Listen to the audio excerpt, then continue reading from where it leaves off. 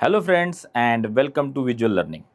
जैसा कि हम जानते हैं कि हमारा जो टॉपिक चल रहा है वो है टॉपिक इलेक्ट्रोस्टैटिक, और हम बहुत सारी स्टोरियाँ भी आपके लिए लेके आए हैं। स्टोरियों के साथ साथ हमने पढ़ा उसके पीछे का सीक्रेट, काफ़ी स्टोरीज़ के पीछे का सीक्रेट। आफ्टरवर्ड हमने किए न्यूमेरिकल्स भी, और हम करते हैं रिकैप। तो एक फटाफट हम रिकैप कर लेते हैं ताकि कनेक्टिविटी बनी रहे। तो आइए रिकैप करते हैं। पिछले लेक्चर में या फिर पिछले एपिसोड में कहिए, हमने देखा था कि कैसे एक डायरी, एक सीक्रेट डायरी जिसने हमको 100 साल आगे जाने से रोक लिया, और वो क्यों हुआ वो भी हमने बताया। उसके बाद फिर इसमें ये भाई साहब जो थे जिनका नाम था कूलम, उन्होंने कौन सा लॉ दिया, और उसके 10 साल पहले इनफैक्ट लॉर्ड हेनरी कैवेंडिश, इन्होंने भी ये सेम लॉ ऑलरेडी उनको पता था, उन्होंने दे के रखा था, ये हमने देखा। पर उनका नेचर था बहुत ही शाय, काफ़ी introvert, so that's the reason कि उन्होंने कभी वो पब्लिश नहीं किया।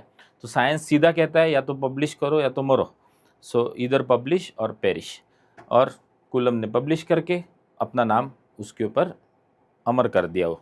ओके, आफ्टरवर्ड हमने कूलम के लॉ से ये पता किया कि दो चार्जेस के बीच में कितना फोर्स होगा।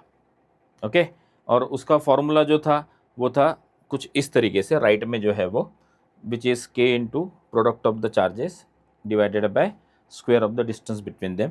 ये बहुत कुछ न्यूटन के ग्रेविटेशनल लॉ जैसा है। और इनकी स्ट्रेंथ समझने के लिए हमने एक न्यूमेरिकल भी किया जो काफ़ी लेंदी था, और हमने कोशिश की कि सारे उसमें कैलकुलेशंस भी इंक्लूड करें ताकि आपको वो आसान जाए। ओके, और आखिरी में हम आ गए थे इस स्लाइड पे, जहाँ पे हमने पूछा आपसे क्या यूनिवर्स में सिर्फ दो ही चार्ज है? नहीं, यूनिवर्स में तो बहुत सारे चार्ज है, काफ़ी जगह पे बिखरे हुए हैं। तो इसे पढ़ने के लिए हमें एक दो पार्ट में इस सीरीज़ को या फिर इस लेक्चर को बोल लीजिए। ये एक लेक्चर होगा जिसमें हम एक चीज़ सीखेंगे, फिर इस चीज़ को समझने के लिए will come up with part 2। छोटे छोटे वीडियो बनाने का कोशिश कर रहे हैं हम लोग, ताकि बहुत ज़्यादा टाइम स्पेंड ना करना पड़े। ओके, तो आइए फिर देखते हैं कि इस चीज़ को कैसे डिकोड करें। जब बहुत सारे चार्जेस अपना असर दिखा रहे हो तो किसी पर्टिकुलर चार्ज के ऊपर या पॉइंट पे क्या रिजल्टेंट फोर्स होगा। तो देखिए यहाँ पे, अब जैसा कि हम कूलम के लॉ के बारे में ऑलरेडी जानते ही है। ओके, उसी से रिलेटेड ये कूलम का लॉ है, मैं आपको इसके पहले भी बता चुका हूँ। अब हम क्या करेंगे, हम इस लॉ को एक एनिमेशन के थ्रू समझने की कोशिश करते हैं। तो आइए फिर यहाँ पे देखिए, इस वीडियो में जो दिख रहा है आपको, हम कोशिश कर रहे हैं कूलम्स लॉ समझने की। तो इसे बेसिक से शुरू करते हैं। तो हमने इसके पहले के क्लासेस में वेक्टर के बारे में तो सुना ही होगा। ये जो वेक्टर होता है इसके बारे में आपने सुना है ऑलरेडी, राइट। तो ये एक मैग्नीट्यूड भी होता है जिसको डायरेक्शन भी होता है, इसी को कहते हैं हम vector. Okay, for example displacement हो गया, वेलोसिटी है, फोर्स है, इन सब में आप देख रहे हो कि इन सब की ना डायरेक्शन होती है पर्टिकुलर। ओके, इसीलिए तो इनको वेक्टर कहते हैं। तो एक काम करते हैं, मान लेते हैं Q1 है और Q2 है, स्पेस में हमारे पास 3D में दो पॉइंट है। ओके, ये दोनों चार्ज है, ए पे Q1 चार्ज है, बी पे Q2 चार्ज है। ऑलराइट, अब एक को पॉजिटिव लेना पड़ेगा, एक को निगेटिव लेना पड़ेगा। ऑलराइट, तो एक को हम किसी को पॉजिटिव ले लेते हैं, सपोज ए को पॉजिटिव और बी को निगेटिव ले लेते हैं, और ले लेते हैं एक फ्रेम ऑफ रेफरेंस, यानी जिससे एक पॉइंट से x y z axis pass होगी। अब अगर मैं इसको कनेक्ट करता हूँ चार्जेस के साथ, तो ये कहलाते हैं पोजीशन वेक्टर्स। तो जो पहला वाला पोजीशन वेक्टर है पॉइंट 1 के लिए, उसको कहूँगा मैं R1, और जो दूसरा वेक्टर आपको दिख रहा है उसको मैं कहता हूँ R2। ओके, अब एक ध्यान रखिएगा, इसके ऊपर जो एरो दिख रहा है वो उसको इंडिकेट करता है कि एक वेक्टर क्वांटिटी है। अब पॉइंट ए से पॉइंट बी की तरफ जाने वाली हम एक डायरेक्शन कंसिडर करते हैं। अगर हम इसकी डायरेक्शन पॉइंट ए से बी लेते हैं तो हम इसको कहेंगे R12, ठीक है। और अगर हम इसे पॉइंट बी से पॉइंट ए कंसिडर करें तो इसे हम ले सकते हैं R21, जैसा कि आप देख पा रहे हो, ठीक। अब चार्ज Q1 और चार्ज Q2 पर फोर्सेस यहाँ पे हमें स्टडी करने हैं। तो जैसे Q1 की वजह से Q2 पे लगने वाला फोर्स जो है वो होगा F21, जिसमें 2 इंडिकेट करता है जिस पे फोर्स लग रहा है, और 1 इंडिकेट करता है जो फोर्स लगा रहा है उसको, ठीक है। तो हम इसको प्राइमरी चार्ज कहेंगे, जो पहला नंबर आता है सफिक्स में, और दूसरा जो तो उसको सेकेंडरी चार्ज, यानी जो फोर्स लगा रहा है वो सेकंड नंबर पे आएगा और जिस पे फोर्स लग रहा है वो पहला नंबर लिखा होगा, ठीक है। अब इसके बाद एक काम करते हैं, इसको हम मैथमेटिकली समझने की कोशिश करते हैं। तो अकॉर्डिंग टू कूलम लॉ क्या होगा, सोचिए अब, जो फोर्स है इन दोनों के बीच में वो डायरेक्टली प्रोपोर्शनल होगा प्रोडक्ट ऑफ द चार्जेस के बराबर, और इनवर्सली किससे प्रोपोर्शनल होगा, सोचिए, correct, square of the distance between them. ये होने के बाद अब हम इसमें कांस्टेंट ऑफ प्रोपोर्शनलिटी ऐड कर लेते हैं, साइन हटा देने का, कांस्टेंट ये प्रोपोर्शनलिटी का साइन, तो आप यहाँ पे 1/4πε0 लिख सकते हो।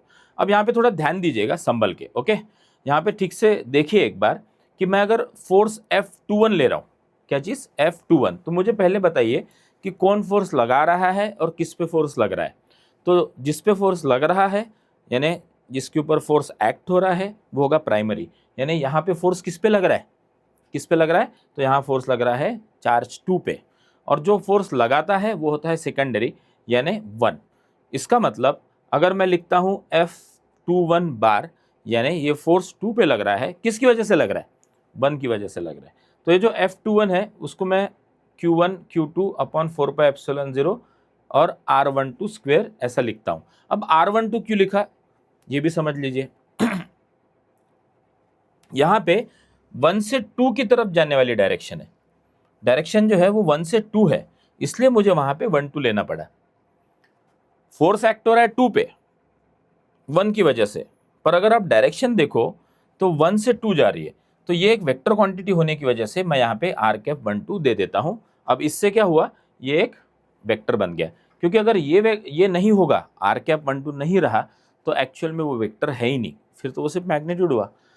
तो इसको F/21 को लिखते वक्त Q1 Q2 तो पहले भी था, उसके बाद 4πε0 ये तो कांस्टेंट है, और r को सफिक्स दिया मैंने 1 2, क्योंकि जब मैं फोर्स अप्लाई कर रहा हूँ, फोर्स अगर मैं अप्लाई कर रहा हूँ तो कहाँ से कहाँ कर रहा हूँ अप्लाई, वो देखिए आप, 2 से 1, यानी 2 से 1 अप्लाई कर रहा हूँ। सो दैट्स वाई यहाँ पे, एक मिनट, अभी ये गड़बड़ा गया, अभी ये जो पिछला तो कट करना पड़ेगा थोड़ा सा। कहाँ से शुरू करो, 2 से 1 बोल रहे थे आप। तो आप इसको थोड़ा समझने की कोशिश कीजिए। यहाँ पे F/21 है is equal to Q1 Q2 upon 4πε0 और फिर R12 लिखा हुआ है। अब देखिए Q2 पे फोर्स लग रहा है, 2 है ना, यहाँ पे 2 पे लग रहा है, किसकी वजह से लग रहा है, 1 की वजह से लग रहा है, यानी फोर्स का डायरेक्शन क्या हुआ, 1 से 2, इसलिए यहाँ पे R12। अंडरस्टूड। और ये हो गया मैग्नीट्यूड, इसको एक यूनिट वेक्टर हमें साथ में जोड़ना पड़ेगा जो डायरेक्शन दिखाने का काम करता है, यानी ये पूरा मैग्नीट्यूड और ये साथ में डायरेक्शन, तभी तो वेक्टर बनेगा ना। और ये जो यूनिट वेक्टर होता है, वैसे भी कोई भी यूनिट वेक्टर क्या होता है, it's a vector upon its own magnitude, उसी को यूनिट वेक्टर कहते हैं, उसका काम ही होता है डायरेक्शन दिखाना। तो अगर मैं R12 कैप ले रहा हूँ, कैप मतलब यूनिट वेक्टर, तो इसका मतलब क्या हुआ, vector upon its own magnitude. तो वेक्टर कौन हो गया, R12 बार, बार मतलब वेक्टर, एरो है यानी, और divided by its own magnitude, arrow हटा दो तो क्या बनेगा फिर, मैग्नीट्यूड।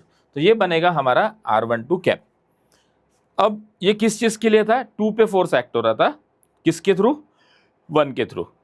अब हम क्या करते हैं, यहाँ पे आर कैप की जगह, ये जो आर कैप दिख रहा है आपको, आर कैप की जगह ये वैल्यू फॉर्मूले में पुट कर देते हैं। तो उससे क्या होगा फिर, आर कैप क्या है, आर बार अपॉन आर, पर कौन है, 1 2 1 2, तो यहाँ पे क्या हो जाएगा, आर बार 1 2 अपॉन R12, इतना ठीक है। अब नीचे आपको 3 लोग दिख रहे हैं, R12 स्क्वायर और फिर से एक बार R12, तो उसको हम जोड़ के क्यूब कर देते हैं और इसको हम वैसे ही रहने देंगे। तो फाइनली हमें जो मिलता है वो है फोर्स ऑन 2 बिकॉज ऑफ 1, और सिमिलरली अगर आपको फोर्स ऑन 1 बिकॉज ऑफ 2 चाहिए, तो यहाँ पे क्या हो जाएगा, यहाँ 2 1 था तो 1 2 हो गया, यहाँ 1 2 है तो इधर 2 1 आएगा, तो उल्टा रहता है, इतना हमेशा याद रखिएगा। पर मैं चाहता हूँ कि ऐसे याद रखने से अच्छा आप थोड़ा फील लो, अंडरस्टैंड करो तो अच्छा रहेगा। फॉर एग्जाम्पल फोर्स इधर लगा रहा है 2 पे बाय 1, पर इधर आते हो तो वेक्टर उल्टा हो जाता है, R12, यहाँ पे भी ऐसा ही है, फोर्स कितना है 1 पे लग रहा है 2 की वजह से, पर आप इधर आते हो तो डायरेक्शन क्या हो जाएगी इस बार उल्टी डायरेक्शन होगी, यानी कि R21 आएगा। तो जो भी है आपको जिस तरीके से कन्वीनियंट लगे उस तरीके से आप इसको याद रख सकते हैं।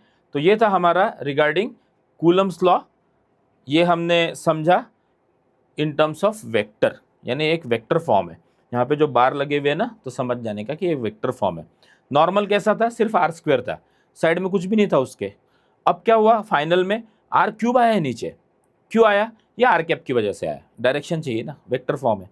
तो R कैप आने की वजह से यहाँ पे वेक्टर भी आया, उसका मैग्नीट्यूड भी आया, नीचे 3 मैग्नीट्यूड हो गया तो क्यूब हो गया, और ऊपर आ गया हमारा वेक्टर R12 या फिर R21 बार। तो इस तरीके से हमने Coulomb's law in vector form सीख लिया है, इसको अच्छे से समझ लीजिए। अब इसके ऊपर हम एक न्यूमेरिकल भी लेंगे, और न्यूमेरिकल जो है वो हम एकदम डिटेल में with calculations and everything will try to do it. Okay, तो आइए अब है न्यूमेरिकल की बारी, देखते हैं न्यूमेरिकल। तो आपके सामने है न्यूमेरिकल, ये हमारा 4th एग्जाम्पल है, जिसके अंदर मैं आपको थोड़ा शॉर्टकट में समझाता हूँ। यहाँ पे 2 स्पीयर्स है A और B, और इनके ऊपर लाइक चार्जेस है। एक नायलॉन थ्रेड से लटका दिया है, दूसरे के पास इंसुलेटिंग हैंडल है। अब आपको दिखाई दे रहा है क्या? चलो ठीक है, मैं मेरे तरीके से समझाता हूँ। एक काम करते हैं, इतना सारा डिस्क्रिप्शन देखने से अच्छा I teach you with my style. Okay, तो देखो यहाँ पे देर आर 2 स्पीयर्स, आइडेंटिकल है ऐसा ज़रूरी नहीं है, कैसा भी हो सकता है, यहाँ दिख रहा है आइडेंटिकल। तो एक स्पीयर है A, एक है स्पीयर B। इस पे जो चार्ज है रिपल्शन है, मतलब ऑब्वियसली दोनों पे भी लाइक चार्जेस है। तो सपोज यहाँ पे +Q चार्ज है और यहाँ पे है चार्ज Q'। ओके, अब हमें क्या करना है कि 2 और स्पीयर लेके आते हैं, एक है स्पीयर C, एक है D। इन पे कोई चार्ज नहीं है, यानी कि दोनों पे भी चार्जेस क्या है 0। अब हम इनको आइडेंटिकल, ये A से आइडेंटिकल है C और B से आइडेंटिकल D है। अब ये आइडेंटिकल स्पीयर्स को हम टच करा देते हैं। इससे क्या होगा, आइडेंटिकल होने की वजह से चार्जेस विल गेट डिस्ट्रीब्यूटेड। तो यहाँ पे जो +Q है आइडेंटिकल है ना, तो इक्वली डिवाइड हो जाएगा। तो यहाँ पे हो जाएगा आधा, और यहाँ पे भी हो जाएगा +Q/2, यानी दोनों पे भी इक्वल आ गए। यहाँ पे भी वैसे ही होगा, यहाँ पे Q'/2 आएगा। Okay, this will become +Q'/2। अब हमें क्या करना है, अब हमें ये जो स्पीयर C और D लेके आए थे इनको हटा देना है, इनको हम हटा देते हैं। ओके, अब बचा क्या है मेरे पास, 2 स्पीयर है, एक है A और एक है B, पहले वाले ही। अब इसमें ये भी हो गया हाफ, ये +Q'/2। Okay, now next is, अब इनको इतना दूर नहीं रखना, डिस्टेंस भी हाफ करना है, यानी इनको हम थोड़ा पास में लेके आ जाते हैं, थोड़ा क्या एग्जैक्टली हाफ तक लेके आते हैं, जो कि होगा 5। सो हमने इसको कर दिया है हाफ, और इन पे अब चार्जेस आधे हो चुके हैं, यानी अब मैं प्लस नहीं यूज़ करूँगा, सीधे Q/2 और Q'/2 बोल देता हूँ। ठीक, अभी what will be the new force, ऐसा इन्होंने पूछा है। तो आपको क्या लगता है, अगर हम चार्जेस हाफ कर दे और डिस्टेंस भी हाफ कर दे तो क्या होगा, force between them will increase, decrease और रिमेन द सेम? थोड़ा सोच के बताइए, या फिर अभी देखिए कि क्या होने वाला है। तो इसके पहले हमारे पास जब दोनों भी स्पीयर कितने दूर थे, 10 सेंटीमीटर दूर थे, उस टाइम पे let's say original force F था। फोर्स का फॉर्मूला क्या होता है अपना, 1/4πε0 product of the charges upon square of the distance between them. ये ओरिजिनल था। अब हमें पता करना है कि नया वाला कितना होगा। क्वेश्चन समझ में आया? तो आइए इसको कैसे सॉल्व करते हैं, देखते हैं। अब ये 5 सेंटीमीटर दूर है और इनके ऊपर चार्जेस हो गए हाफ, तो यहाँ पे नया फोर्स होगा लेट्स से F', यानी कि Q/2 और Q'/2 होने पे नया फोर्स जो है वो F' है। तो नए फोर्स के लिए क्या होगा फिर फॉर्मूला, इसको थोड़ा सिंपल तरीके से समझते हैं। देखिए, हमारा जो चार्ज था Q वो हो चुका है हाफ, और जो Q डैश था वो भी हो गया है हाफ। अब हमको पता है कि प्रोडक्ट ऑफ चार्जेस लेना पड़ता है, यानी कि Q और Q डैश जो है इनका अगर हम प्रोडक्ट ले लेते हैं तो हो जाएगा Q/2 into Q dash by 2। इसी का मतलब ये क्या आ रहा है, Q into Q dash divided by 4 आ रहा है। R जो था वो कर दिया मैंने हाफ, तो R² क्या होगा फिर, इनका स्क्वायर R² बाय 4, करेक्ट। अब देखते हैं कि कैलकुलेशंस कैसे करना है। इतना समझ गया ना सब। तो जो हमारा ओरिजिनल फोर्स था वो था, सपोज कांस्टेंट K लेता हूं मैं, and then I have Q and Q dash, Q and Q dash, और डिनोमिनेटर में है R²। इतना ठीक है। अब हम नया फोर्स ले लेते हैं F डैश, जो कि है K, यहाँ पे Q into Q dash, Q into Q dash क्या होता है, Q डैश बाय 4, और R² क्या हो गया हमारा, R² बाय 4, यानी कि यहाँ पे आएगा R² बाय 4। ये 4 हो गया कैंसल, तो मेरे पास आ गया F डैश जो कि होगा K Q dash upon R²। अब जरा ठीक से देखिए, ये जो F डैश है वो है K Q dash upon R²। कहीं जाना पहचाना लग रहा है ना, देखा है कहीं पे, ऊपर देखो, K Q dash upon R²। तो ये हो गए राइट साइड इक्वल, यानी कि लेफ्ट साइड भी इक्वल है, ये तो वही है इनफैक्ट। तो इसी को मैं एक काम करता हूँ, F लिख देता हूँ। यानी हुआ क्या, इसका मतलब जो ओरिजिनल फोर्स है, और जो नया फोर्स है इसमें कुछ फर्क ही नहीं पड़ा। यानी मैंने जो आपको पूछा था कि विल इट इंक्रीज और डिक्रीज और रिमेन द सेम, तो अब ये रहेगा सेम, इसमें कोई फर्क नहीं पड़ेगा। तो इस तरीके से आप ये नोट डाउन कर लीजिए, काफ़ी अच्छा और न्यूमेरिकल है। हो गया, ठीक है। तो लेट्स गो फॉर पार्ट 2। तो पार्ट 2 ऐसा है कि मुझे पता करना है कि इतने सारे फोर्सेस की वजह से कलेक्टिवली यहाँ पे क्या हमें आउटपुट या फिर क्या इफेक्ट होगा इन सारे चार्जेस का, वो मुझे देखना है। तो welcome to part 2 of this. तो हम इसको थोड़ा डिटेल में समझते हैं। लेट्स से कि कोई चार्ज है Q0 और घिरा हुआ है वो बहुत सारे अलग अलग चार्जेस की वजह से।